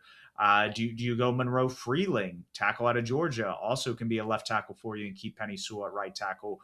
Where are you going? I think this is probably one of the more chalkier, at least positions taken in the teens, because at this point in the draft, we've only had 2 offensive tackles and 3 offensive linemen go. To me, it's down to 2 players, Monroe Freeling, the Georgia left tackle, and I think they are really in on Caden Proctor, the Alabama left tackle. Now, Proctor has his issues, right? Maintaining his weight. I think his play is a lot more inconsistent than Freeling's. But in terms of upside, Proctor's upside's better than every O lineman in this class, right? Just by virtue of his size and explosive ability with his feet to get out in space. Not even to mention the dumb trick plays that Alabama ran with him this year. You know who likes trick plays? The Lions. But uh, this one's so tough for me because Brad Holmes does tend to go against the grain. He likes to swing on upside players. He does have an affinity for Alabama players, but I think if you're looking long term, especially for a left tackle, which makes this even weirder that they're moving Sewell to left tackle when you could draft somebody who started at left tackle, but it's neither here nor there. I keep going back to Proctor with this one, just kind of like how I go back to Keldrick Falk with Miami. But I think ultimately I'm going to go Freeling here because I think Freeling is the safer pick. I know I just talked about upside versus safe with a lot of teams, but the Detroit Lions are a team that should be contending for deep playoff runs. And while I talked about the Rams being able to shoulder the risk of Tyson because they already have two superstars at wide receiver, the Lions don't have that at both tackle spots. So I think that they would go with the safer pick and take Freeling. Maybe keep him on the left, keep Sewell on the right, where Sewell's already the best tackle in the game, and try to figure it out from there. They also took a Georgia guard this past year, Tate Ratledge. It took him some time to come along, but it's worked out well. So I think they'll try to pair the Bulldog linemen together there and take Freeling. Interesting. Yeah, I was. It was like you said, they have an affinity for Alabama players. They've drafted the Jamison Williams, the Brian Branches in recent years with Jameer some Gibbs. Jameer. Yep. So you're talking two first round picks, another top 50 pick. It's very much a heavy investment there. I think you have to like the upside with Proctor, but when you also look at other Alabama left tackles or tackle prospects that have come out recently, obviously Evan Neal's kind of been a bust. J.C. Latham's so. Cedric Wills is, I think, now the tackle or presumptuous starting left tackle for the Chicago Bears at the moment. It's just hasn't boded well for that position in the NFL. It's very like obscure. It used to be like back in the day, like the USC Trojans. I think outside of Deshaun Jackson, anytime they pumped out a wide receiver, and I think it's just because Dwayne Jarrett hurt me a lot growing up. But it's just like they never amounted to anything. Just like USC quarterbacks really didn't amount to anything. So it's certain position groups from certain teams just sometimes don't materialize. And maybe it's how they practice, how they're conditioned. I don't know exactly what the gambit is here, but we'll go see for pick here with Monroe Freeling, the 17. Minnesota Vikings are on the clock. They've had some departures on along the interior of their offensive line. Fanu isn't here, so it doesn't really give you an option to maybe replace the center. I think 18 starts to become a little rich for going interior offensive line, but I think we saw Gray Zabel go around this point in the draft last year. I might have been actually like closer in the 20s. We did see Tyler Booker go in the teens last year. So if you feel convicted on a guy that falls to you, I could see that being the case. But a lot of people are connecting interior defensive lineman here or a guy like Dylan Thieneman. So if I had to give you Peter Woods, Dylan Thieneman here, obviously I think the Vikings are going to look to trade back, recoup some draft capital. What's the direction you're heading with their new regime currently? I don't want to be too on the nose, but Dylan Thieneman's like the perfect pick for them. The Harrison Smith replacement. Uh, let's say looks and play style aside, I think he would be a good finishing piece for a Brian Flores defense, which already does a bunch of crazy stuff with their front seven. I think he's the perfect back end piece, one of the rangier safeties in this class as well. So I like that one a lot. And now we're at the Panthers, right? This is the pick that we've all been waiting for. And the way the board has fallen, I'm not particularly pleased with a lot of the stuff that's left here. But a ton of the So talk has you been you about don't receiver. like the local kid. I see how it is. I'll remember that. I'll Well, let Casey know. I'm trying to get to that part. They brought in a ton of receivers, particularly in the, let's say, where we're at right now, 19 to 40 range to evaluate. It wouldn't shock me if Carolina is a trade back team on draft night. I actually think that there's a better chance that they trade back than any particular odds for any specific player. Like I would probably say like a 33% chance trade back and then, go with your players from there. But I'm too like I don't really want to do a trade back because then we have to figure the rest of that out later in this. So I think I'm gonna stick and pick with Carolina, and so that leaves us with a couple of players, right? Caden Proctor, not super sold on as a guy that they would want to bring in. I know they spent time at the pro day. Peter Woods, somebody who started the season pretty high, pretty disappointing tape this year, especially if you had expectations that he would take the leap, which kind of went backwards a little bit. So I'm going to go with the receivers here. They brought in Omar Cooper for a 30 visit. I think he's different enough from Jalen Coker, from Tedero McMillan. But I'm going to fall back to the local prospect, Casey Concepcion. He is absolutely the most explosive receiver in the top group of this class. Good. He has the drop problem. We'll have to work with that. We'll have to get him on the jugs machine. But he dealt with so much bad quarterback play and just bad offensive play in general last year at Texas A&M that I think he would be refreshed to find that T-Mac takes away a good chunk of the field. Coker takes away a lot of the underneath stuff, and he'll be able to run free. So I think Concepcion, if this is how the board looks, would be the pick there at 19. That's kind of crazy. I mean, at this point, I'm not necessarily sold on Caden Proctor, but you also have Blake Miller still here on the board, which is a guy that we checked out. I don't know if Caleb Lomu really fits the bill in terms of being a truly physical or dominating player, especially in the run game. He leaves a little bit to be desired when you look at that physicality. And then also, if you're really trying to go for that home run shot and finding an offensive tackle, I think Maxi Ionichor is still an option here. So interesting that you go away from there, and then where we've talked about just like trench play, like I think Peter Woods would be excellent here. I know like he is obviously regarded as a guy that has fallen off, but when we look at like another fellow defensive lineman from Clemson that's come out in the past decade, and actually two with Christian Wilkins and Dexter Lawrence back, I forget exactly the draft class they came out of, but that sense of they didn't truly perform those last couple of years, and maybe that's like a Clemson problem.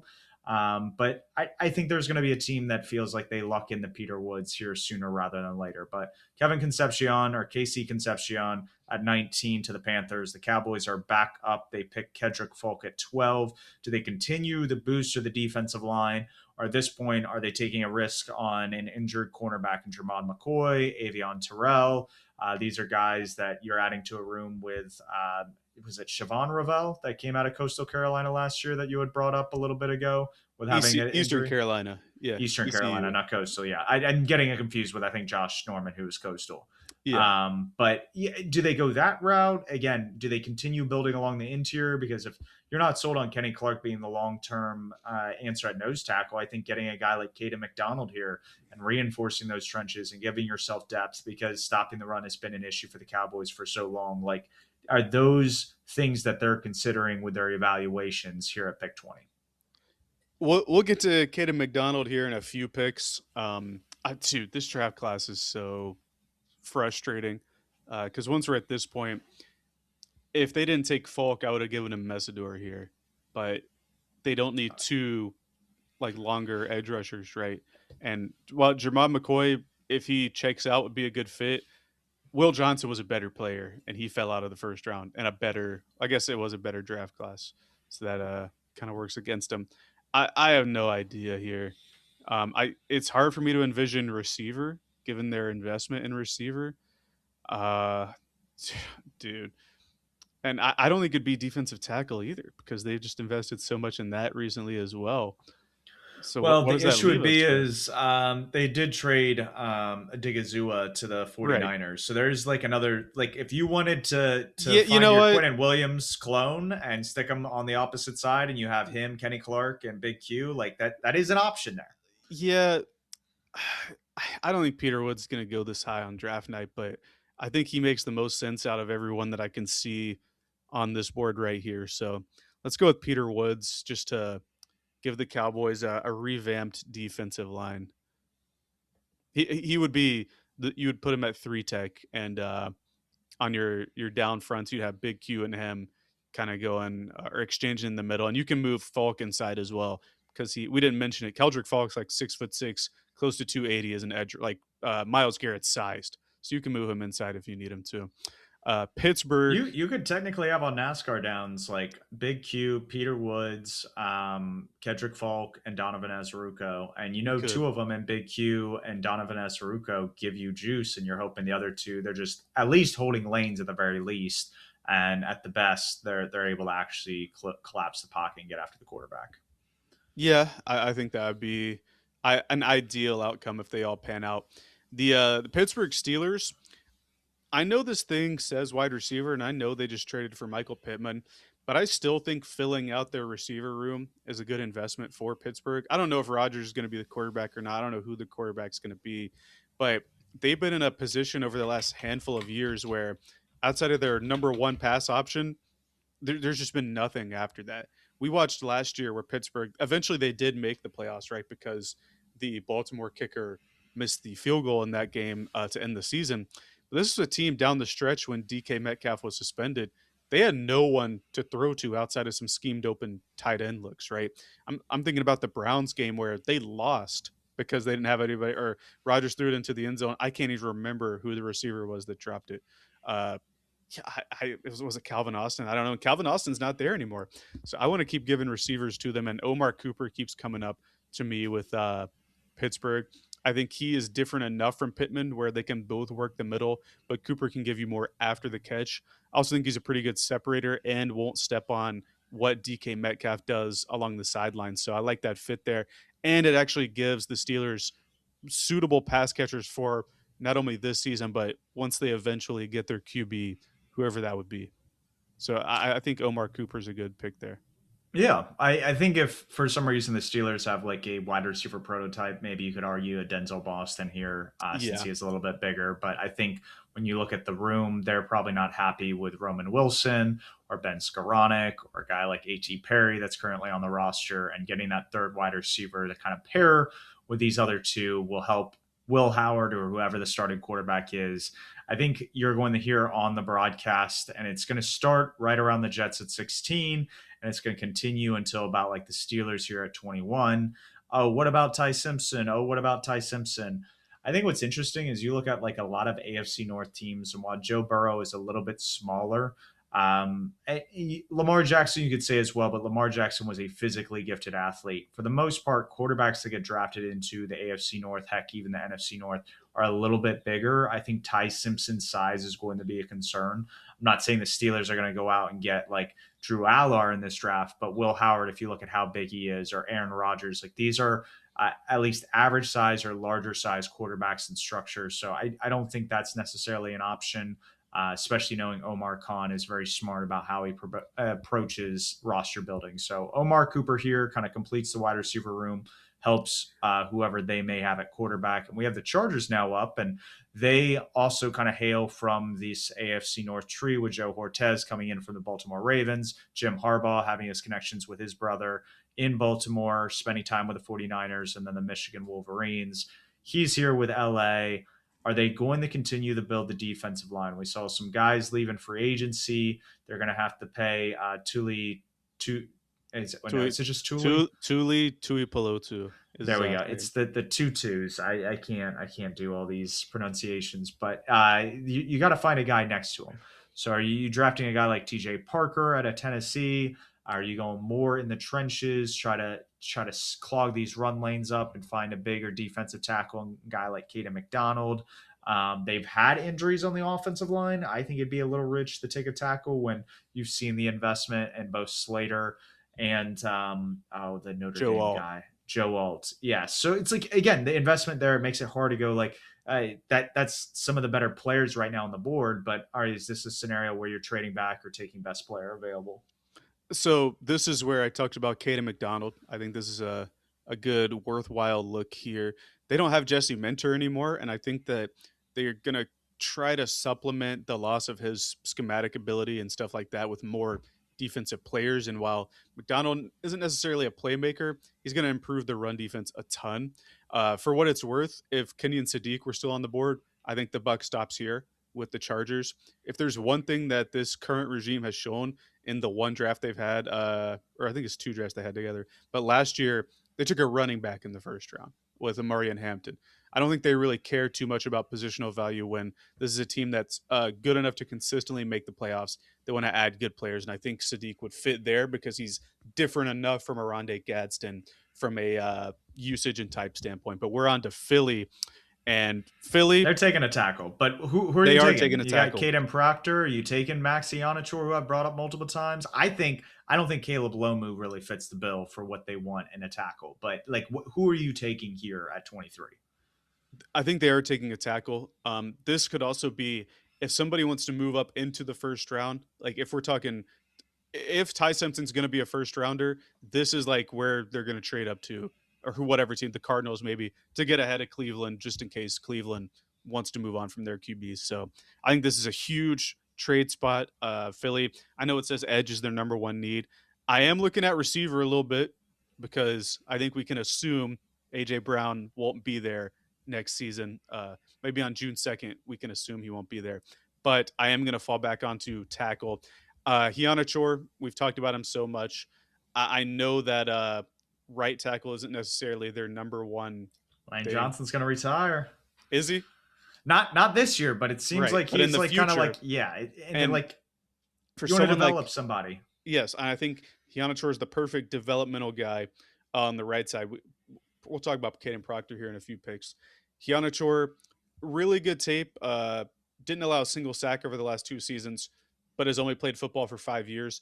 I'm personally averse to the new to football guys, but a team that doesn't have to play him immediately, I think can do well by taking the chance on Hiana Chor. So I think that would be Philly's pick if this is how the board fell. And I think we're going to get a little bit of a run here with offensive linemen to end the draft. You going Caleb Lomu, or I don't know if we talked about it on air before getting on air, but like the Browns and their connection with like the Callahans and just taking Yes, Alabama tackles, but like that's not in their blood anymore. And you have a former Georgia head coach. Does he take somebody that's like a rival to that, like, or is it the tackle out of Utah? Are you taking to well, kind of complete the O line? uh, let's not say complete. Let's say next step because they have a lot of work to do there.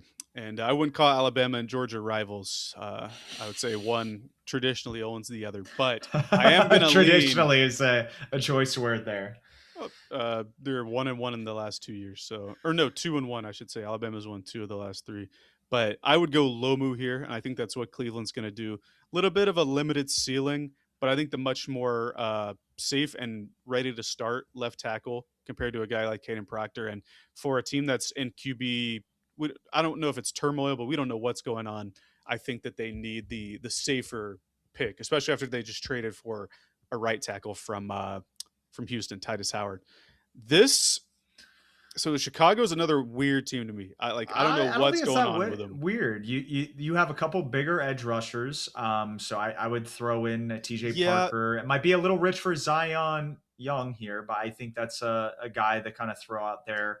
Or they could go offensive tackle. Maybe this is a Caden Proctor where it's like you don't have to be starter day one, but maybe if we're able to develop you into that guy, like that's an option. I think you kind of hope that if they take a tackle, he would start day one. I've looked a lot at the secondary for Chicago because they did lose or a couple of their safeties, and I know they had a lot of interceptions last year, but I think that's getting pretty reworked this offseason. Especially they signed the safety from Seattle. I'm blanking on his name, but Kobe, Kobe is it Bryant. Kobe Bryant? Yeah. Yep. Because Uh, Kobe Durant was from the Rams and he right. just went to the Cowboys. So yeah, it's a bunch of Kobe's on the move. I'm gonna defer to the edge here, the edge rusher pick here, because they do need some juice on the defensive line. And you brought up a few people. One of the later risers in this draft, Malachi Lawrence, is somebody from Central Florida. I, I think he's gonna make his way into the last 8 picks. If Chicago weren't gonna be the pick here, I'd give him to the Buffalo Bills, who pick next. But he's somebody who's risen, somebody who has the full frame, kind of like T.J. Parker, but I think a little bit more explosive upside. It's going to take a while though with Lawrence, but I think that Ben Johnson and that regime, they're going to have a bit of time because I think that year 2 or year 1 of Ben Johnson's regime was successful enough to get him to the playoffs and win a playoff game. So I think that they have the time to build upon it. I think Lawrence is a pretty high upside guy, but I think it's going to take a little bit to get there.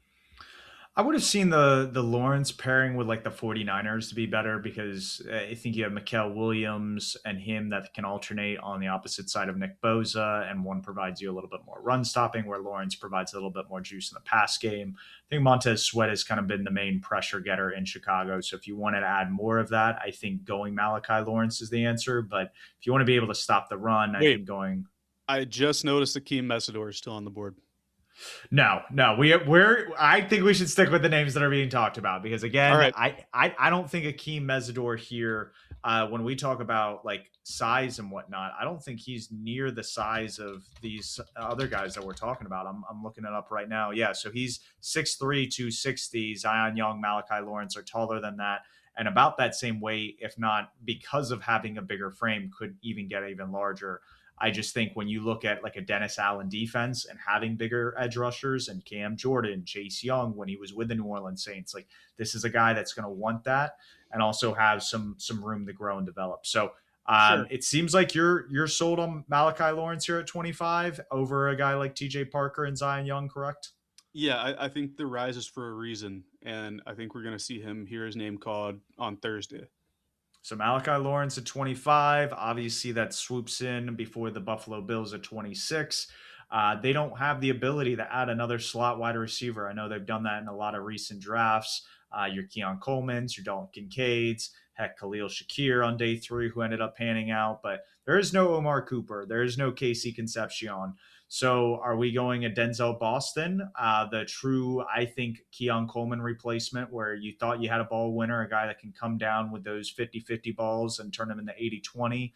Are you going a guy with some pretty short arms comparable to Ruben Bain? And I don't know if it has necessarily the answers to some of the questions. And Cassius Howe, is this where TJ Parker from Clemson goes? I know a lot of talk has been made about his motor and how he improved down the stretch last year. What is your direction here? Is it offense or defense? Joe Brady just took over in Buffalo as the head coach. Do you think that impacts what they do here in the first? It's definitely going to impact it, and because you're not going to let me go Akeem Messidor here, I think I'm going to go with TJ Parker. They like the larger frame guys there as well, right? They just paid Bradley Chubb Yep. quite the amount for a guy who's oft injured. And you brought up Howell's arm length in relation to Ruben Bain. Ruben Bain's arms are like 20th percentile. Cash Howell's are 0th Yeah. percentile. Shorter, he would have the shortest arms ever if he's drafted for the edge rusher position. So I think that is going to play into the maybe the subconscious of decision makers. Like NFL teams like traits, right? And if you have the worst ever for a pretty important trait at a position like edge rusher, I think we will see Cassius Howell start to slide a bit on draft night. I San don't see him Francisco, going in the first because of no, that. Like I I think don't think he'll because go in the first. he doesn't have the problem solving ability you see with Bain because like he does different Exactly. things to get into the body of an offensive tackle. Howell doesn't, and even on the big game moments. And I think this is boosting Bain's stock because I don't know if he was necessarily as productive during the season. I think there were slumps there, but like when push came to shove and you were playing playoff ball, Ruben Bain was in the backfield early and often. Yeah, he destroyed Ohio State in that game. That's like all those Ohio State guys we saw go in the top 15 or whatever it was, top 10.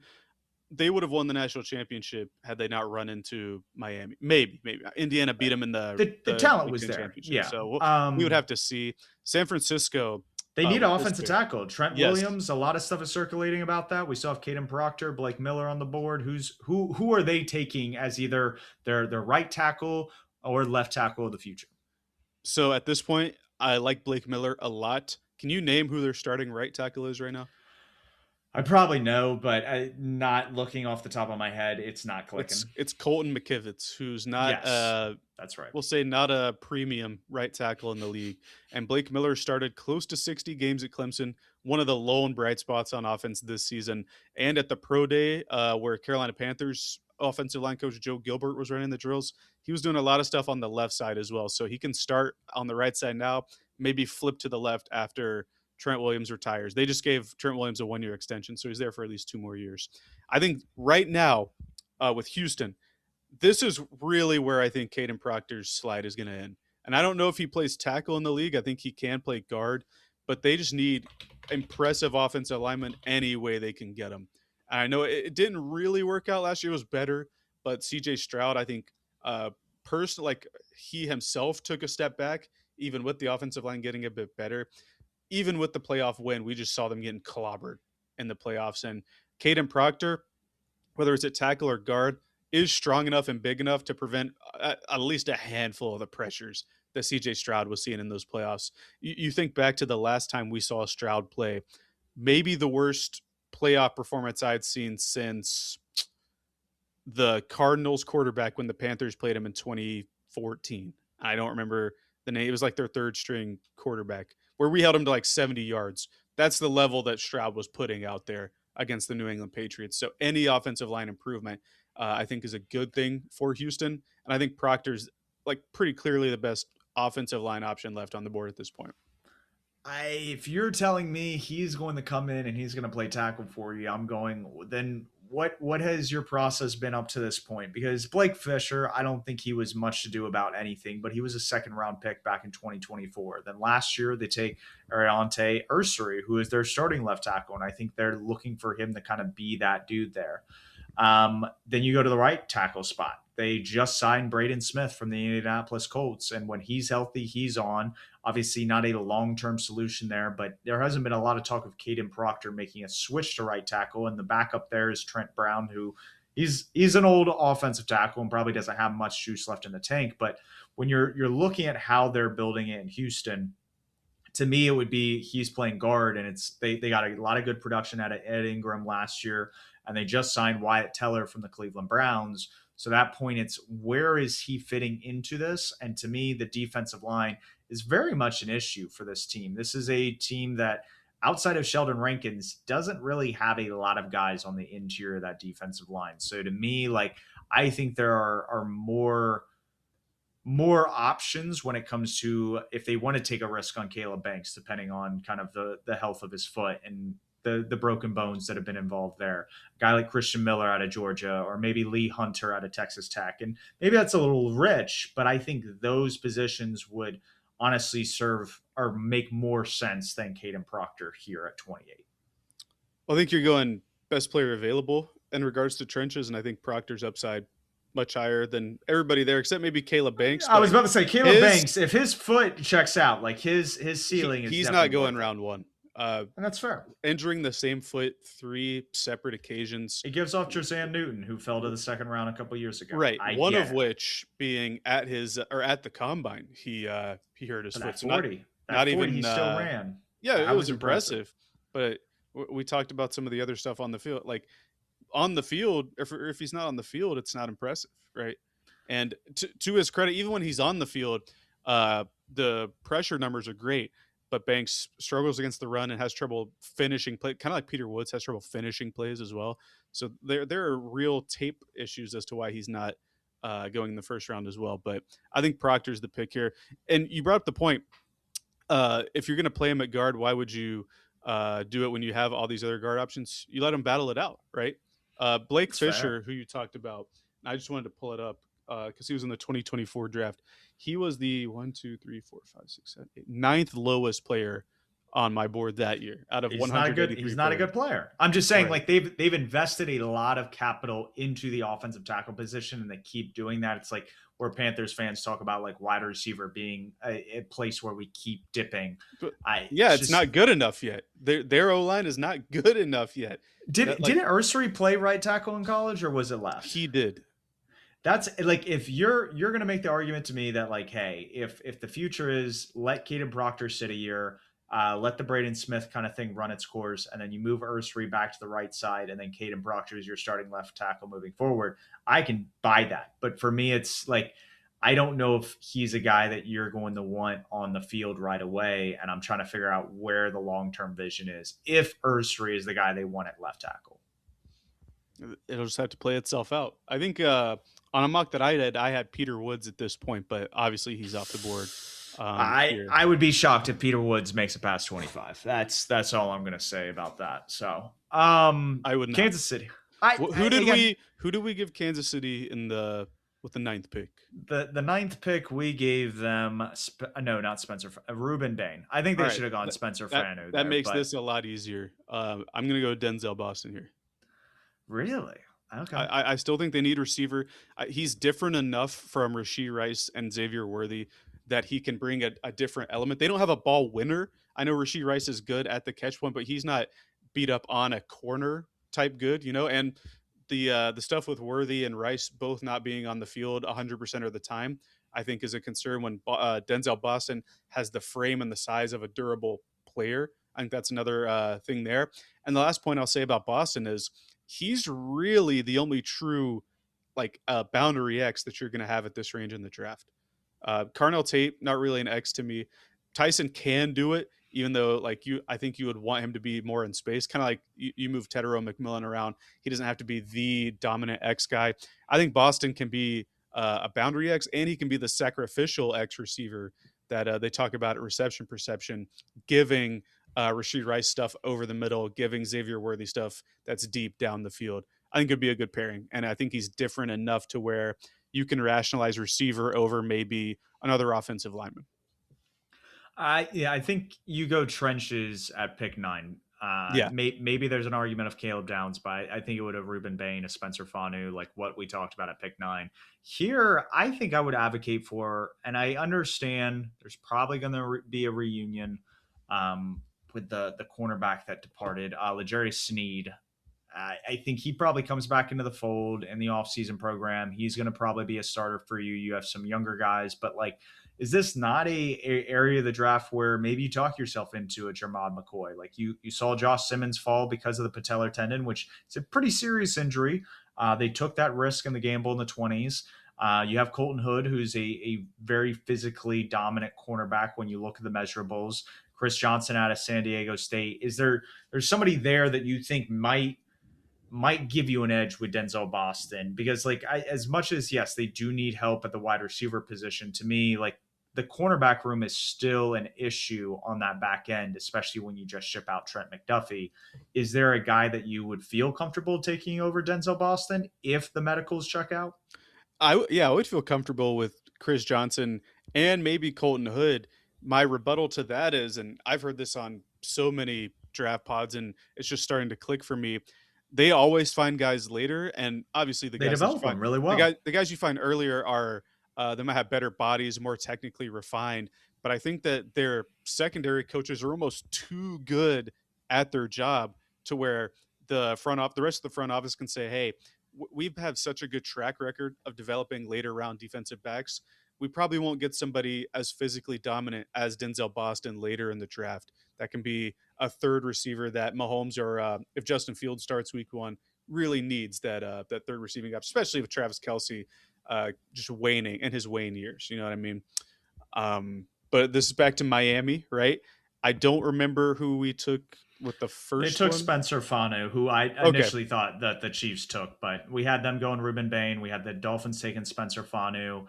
Here they have needs at wide receiver, at edge. Do you take the best available edge here? Do you go wide receiver and reach a little bit, or you just wait until day 2 to take your wide receiver? Miami has 7 top 100 picks, and I think that you're going to find a lot of receivers in day 2 that can play ball for you early. I You're not going to like this, all right? But You're going to say Akeem Akeem Messador Mesidor. is just That's just staring him in the crazy. face. He's probably the most ready pressure getter outside of maybe David Bailey. He has the best bag out of all the guys, but he's also there's a reason, right? He's been in college for 6 years. I really think we're gonna find his name called in the first round, um, and he is the hometown hero. You know, University of Miami plays in Hard Rock Stadium, so he's quite the national championship was also in Hard Rock Stadium, which is it's kind of sad that Miami didn't win. They could have had a hometown thing there, but he's familiar. He's going to bring them instant juice. He is larger than Chop Robinson, and he can be productive while they're still trying to figure out the QB stuff. If Malik Willis plays well, then you already have a productive edge rusher on the other side. If it's not good enough, then you're going to have somebody for the rookie next year that while they're still on there for like their rookie contract, Messidor I'm talking about, should be able to give you some stuff. But at this point in the draft, you're just it's hard to. There's going to be holes at every prospect, you know. looking at the Dolphins' defensive line, you have Chop Robinson, you have Zach Sealer, and you have Kenneth Grant, who they Yeah, just drafted I last year. So like it's like, those three. no, and that's what I'm saying. Like, I would honestly throw out compared to like a guy like Akeem Mesidor. It's like, why not get a guy like Zion Young that you feel comfortable against the run? Because like Chop Robinson is supposed to be your pressure getter. Like he's the guy that's supposed to be kind of generating that off the edge. I feel like Akeem Mesidor is just it's a little too rich for me as a first round pick, and I've spoken about that. But again, defer to you, defer to your board. We'll take Mesidor here for the Dolphins. Again, I think when you're looking at just bigger developmental players, Zion Young, I think, checks off a lot more boxes when we're looking at a front office that hails from the Green Bay Packers and how they've been building rosters over the past half decade. So Mesidor at 29, or no, 30. We had Denzel Boston at 29 to the Chiefs. At 31, the New England Patriots are up. At this point, a lot of the wide receivers are gone that they were connected to, whether it was Well, Casey Concepcion, they're Omar taking a Cooper, receiver Denzel Boston. on June 1st. They're drafting a receiver, so we don't really need to I'm worry about aware. that. I'm aware that supposedly June 2nd rolls around, there will be a 2027 or and maybe even 2028 draft pick that is included to get a star wide receiver. But at 31, you can't really go wide receiver with the guys there and feel comfortable about it. You look across the board and go, okay, maybe we need offensive tackle. Like, hey, our long term solution at right tackle is not Morgan Moses. We need somebody on the opposite side of Will Campbell to kind of lock that down. Max Ionichor already went. Mm-hmm. Blake Miller's gone. We just had Caden Proctor go to the Texans. So most of the tackles are now off the board to where it's like, where do you head as a team? Are you now switching your focus on defense? I brought up a guy like Zion Young, who I think would pair very well with a lot of their current players on the roster. I don't know if Cassius Howe, with the arm length concerns, is really an option here. Is there somebody else that you see them taking a risk or a gamble on to reinforce the trenches on the offense or defensive side?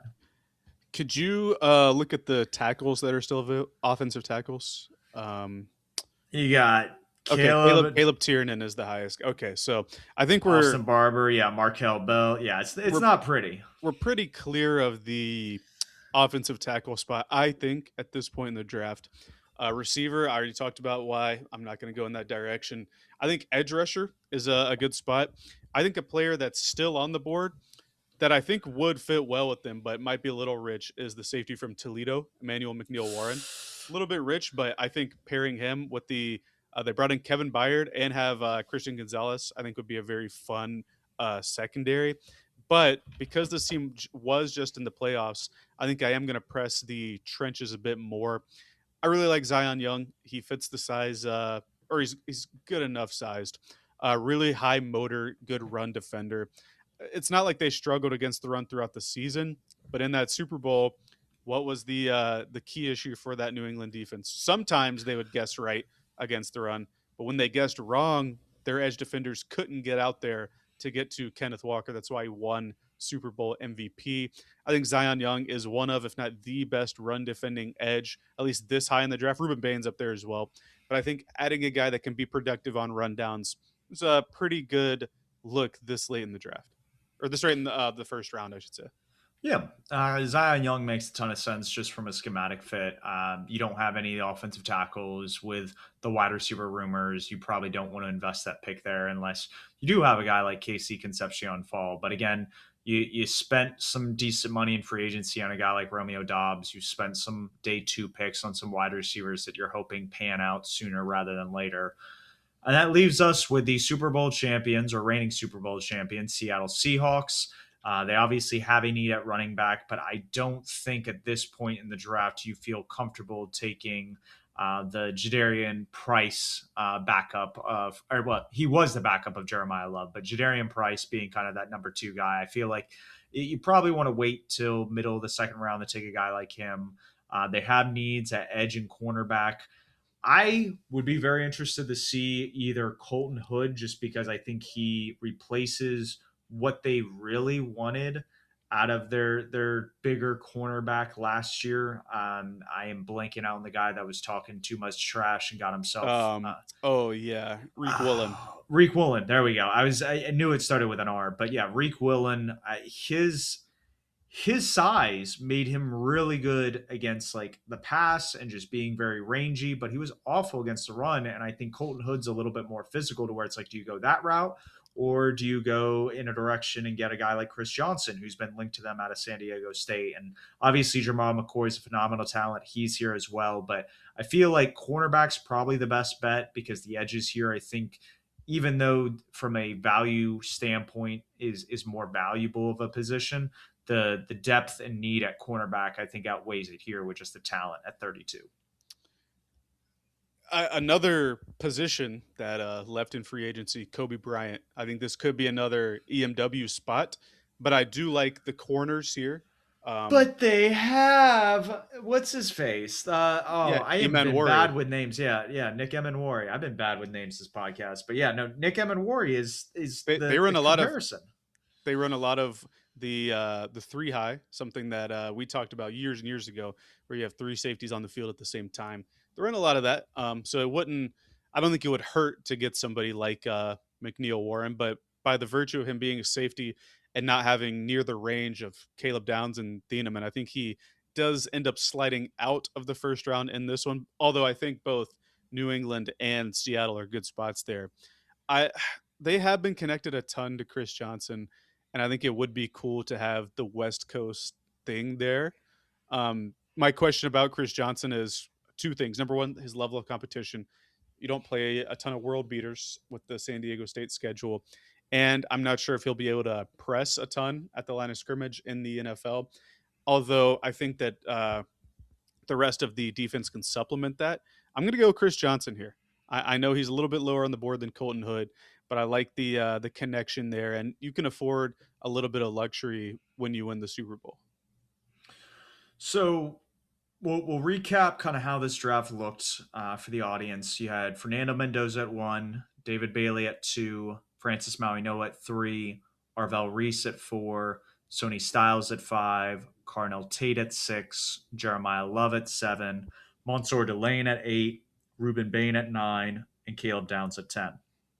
To remind everyone, there have been no trades. So if you know your team had pick 3 or pick 7, like that those were the Cardinals and Commanders picking at those spots. So pick 11, Spencer Fanu, Keldrick Falk 12, Jordan Tyson 13, Vega Ione at 14, Kenyon Sadiq at 15, Makai Lemon at 16, Monroe Freeling at 17, Dylan Thieneman at 18, Kevin Concepcion at 19, or Casey Concepcion, Peter Woods at 20, Omar Cooper at 21, Caden McDaniel at 22, Max Ianachor at 23, Caleb Lomu at 24, Malachi Lawrence at 25, TJ Parker at 26, Blake Miller at 27, Caden Proctor at 28. And I promise we're almost done. We have Denzel Boston at 29, Akeem Mesidor at 30, Zion Young at 31, and Chris Johnson at 32.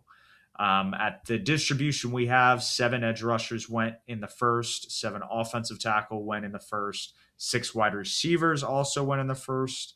Or no, yeah, 6 wide receivers. No other position had more than 2 taken. My perfect take before you have your concluding thoughts on this predictive mock draft of how we think it'll go without any trades on Thursday. My perfect takes center around 2 prospects that I think will fall out of the first round.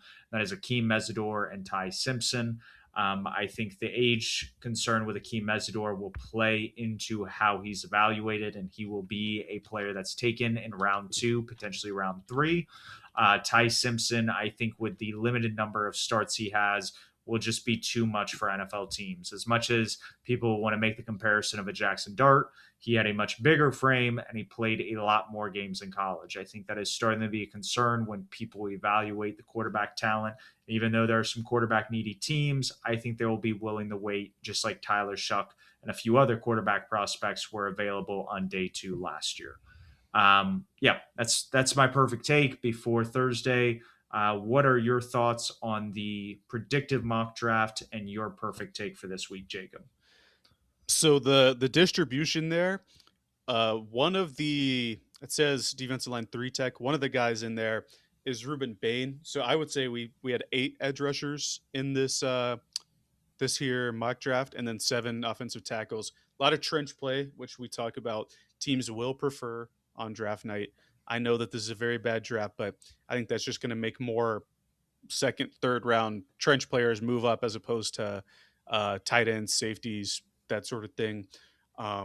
My take is that I know we didn't do it today, but I think we're going to see multiple trades within the top, we'll say top 16. My take is top 15, but top half of the draft I think is fair as well. Uh, 2 or 3 at least. I know that the Cowboys are talked about moving up, but I think that it's going to be a team we don't expect moving up.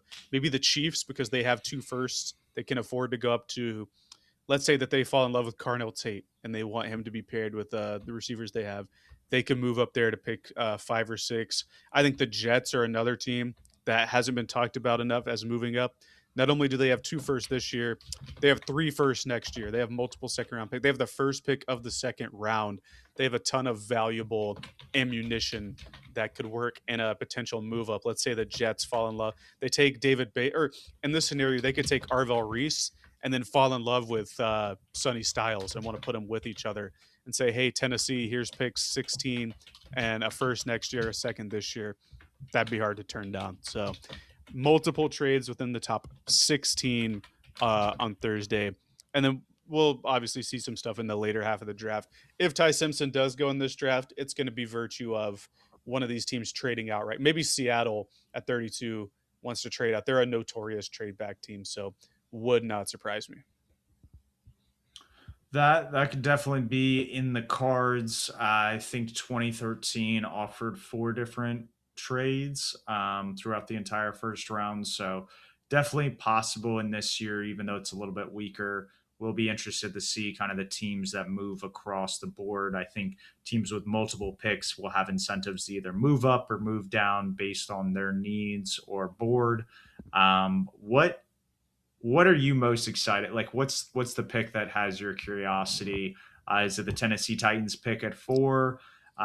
Is it kind of like the 20s range where you start to see a run on offensive tackles, or maybe the second safety go off the board? What really has your curiosity in terms of the flow of the board?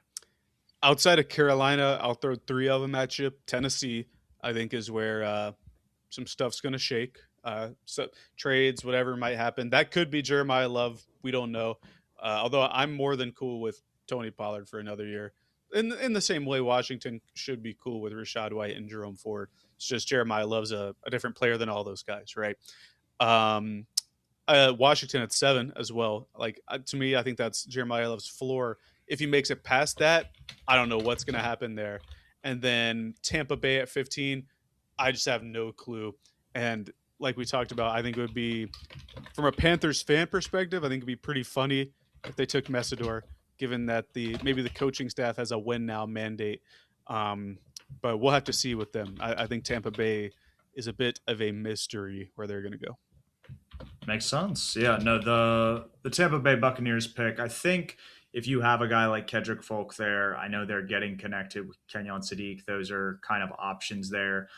Maybe they surprise everybody and take a wide receiver again to kind of fill the void of Mike Evans, and understanding that Chris Godwin may not be 100%. They may have to get out of that contract in the next little bit. So who knows the direction they'll go. I think that is a good point to bring up, that there's a lot of uncertainty with how they will approach that pick.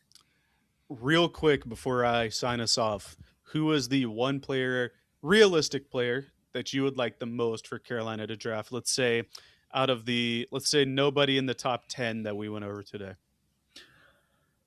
That I would like to see. I think it Yeah. goes back to trenches. I think Peter Woods is still being highly underrated. I think what he would bring as a 3 tech would be extremely valuable on all 3 downs. So you want to talk about an impact player on defense out of the guys that I think will be available. He's the guy. If you want to go offensive lineman, I definitely have the curiosity of if you think Monroe Freeling's the dude, I think he's got a frame to grow into, and he could be the future left tackle. If you want a Taylor Moton replacement, I think Maxi Onachor could be that guy. So I think going tackle going a premium position that you know will pay itself forward is going to be so critical when you're trying to get back to the postseason. So it's not sexy. It's not a KC Concepcion pick. It's not a Dylan Thieneman pick. But again, I think those players don't necessarily have as much impact on a down to down basis as some of the other guys that we just brought up. I'm with you. My pick for that would be Monroe Freeling. Um, Carolina just needs O line work. I know that they have players in place, but it's the most expensive offensive line in the league, and Ike Ekwonu might not even play this year. So I think they need to get younger, cheaper, and better at that spot. And I think Freeling is the left tackle prospect to do it. But Well, you heard it there. Monroe Freeling, the future left tackle for the Carolina Panthers. It would have been interesting if we had more ties to Caleb Lomu because Jordan Gross, our longtime franchise left tackle, came out of Utah. So maybe there are some connections there. But again, the physicality or lack thereof, I think, will be a big turnoff for the Carolina Panthers with how they operate from offensive linemen. Franchise great wide receiver as well. Utah Ute, Steve Smith. So maybe Spencer Fano sneaks to 19 and that's the pick. Who knows? But I think that's going to do it for us. By the next time we're talking to you guys next week, Carolina will have added 6, 7, 8 new players. I think currently they have 7 You just picks. wanted to get that in for 6-7. That's crazy. That's crazy. Maybe. But currently the team has, I think, 7 picks because there are 2. We had a pick from Minnesota, but we lost a 7th rounder somewhere. As we know, Dan Morgan loves to trade. Wouldn't shock me if the team added more picks. Rarely has this team given up picks during his tenure, so wouldn't shock me if we end up with 8 or 9 players. Is that better? Maybe 8 or 9. But by the time we record next week, we will have the new players. We'll break down what we liked about our draft and maybe some of our favorite picks from other teams as well. But until then, you can find us on Apple Podcasts, Spotify, YouTube, Twitter, wherever you get your content. And until then, keep pounding.